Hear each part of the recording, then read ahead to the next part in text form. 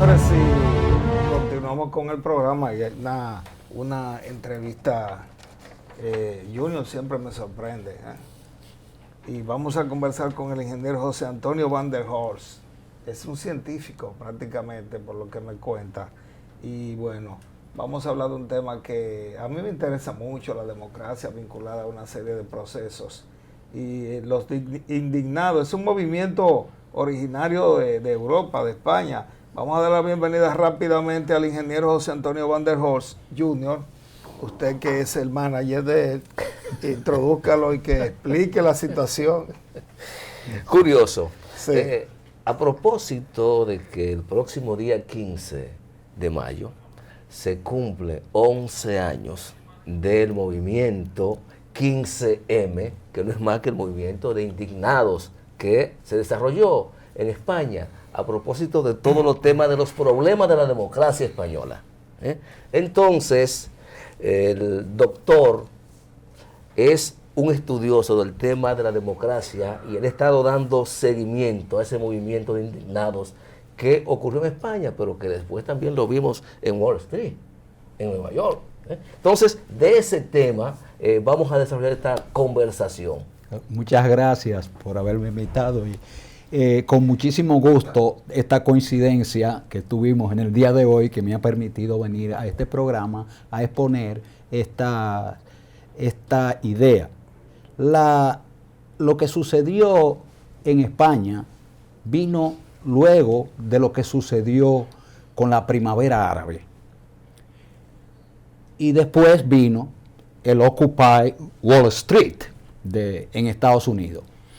Esos movimientos que empezaron realmente un año antes, o sea, resultaron, empezó con un señor, un vendedor, que se puso fuego, se quemó en la calle porque lo tenían... Eso fue en Túnez. En Túnez, correctamente. Lo tenían acosado, y no podía vivir, se quemó. Entonces, de ahí esa chispa encendió todo un movimiento en los países árabes, en varios. Egipto fue el que realmente resaltó más al nivel internacional. Y uno puede mirar esos movimientos de esos tres, aunque hubo muchísimos más en Europa y por muchísimos otros lados, esos movimientos uno lo puede ver como que son diferentes. Pero a nivel del modelo de sistema, esos movimientos son similares, o sea, tienen una estructura igual. ¿Y cuál es el problema? El problema es que las democracias en todo el mundo se han ido deteriorando, y yo acuñé de que esas democracias ya han venido volviéndose antisistémicas, al punto tal de que nosotros estamos ahora mismo donde la derecha extrema está ocupando posiciones en Europa. Y esto es porque hay un axioma que salió en un libro de unos profesionales sistémicos que estudian todo esto a mucha profundidad, y ellos tenían un axioma, descubrieron, que dice: mientras más sistémico, más local. Pero ese sistema yo lo he reinterpretado como mientras más antisistémico, más local. Y era tan antisistémica la situación en los árabes que generaron un estallido social. Y después de eso, y hay un libro para no cansarlo, y se ha hecho un estudio donde se ve, que salió el año pasado, donde se ve cómo han ido creciendo los estallidos sociales a través del mundo. En América Latina, antes de que llegara la pandemia, había un creciente aumento de los estallidos sociales. Y esos estallidos sociales, a pesar de la pandemia, también salieron en Colombia y en algunos otros sitios, y ahora mismo están cogiendo fuerza otra vez. Entonces, los españoles que hicieron con un mucho más potencial del uso de las redes sociales, lograron sacar y documentar todo su movimiento con sus acampadas, y esas acampadas después en Estados Unidos quisieron hacer sus acampadas y recibieron ayuda, y este es el libro donde está lo de el handbook del Occupy, el handbook del Occupy, que tiene una cantidad grandísima de artículos. Pero ese deterioro, un filósofo polaco que es radicado en Inglaterra y que escribió para El País una serie de artículos, dijo que esos estallidos tenían una capacidad de crear un espectáculo, pero que luego de un tiempecito esos espectáculos decaían porque le faltaba conocimiento. Y cuando yo leo eso, lo encuentro y lo publico en mi blog en el año 2012 como algo que empuja al proyecto que yo estoy llevando de lo que le llamo la electricidad sin control de precios. Pero la electricidad sin control de precios ha tenido una dificultad para que yo la pudiera explicar, que hasta me he tenido que ir refinando hasta poder comunicar mejor la idea. Y básicamente el problema está en algo muy, muy sencillo. Los profesionales han sido educados bajo un paradigma de los sistemas cerrados. Y el paradigma de los sistemas cerrados, de las democracias independientes, la soberanía, tuvo su razón de ser como un arreglo hace 200 años, más o menos, donde para finalizar la guerra de 30 años de Europa, pues se acordó de que los países iban a tener su soberanía. Esa aproximación a la realidad en ese momento, perfecta. Pero, ¿qué sucede? Que cuando llegamos a la Segunda Guerra Mundial, hay unos avances tecnológicos producto de la guerra, importantísimos. Y uno de esos avances es de donde sale la teoría de la información. Y la teoría de la información es un elemento fundamental en lo que son las empresas tecnológicas de hoy.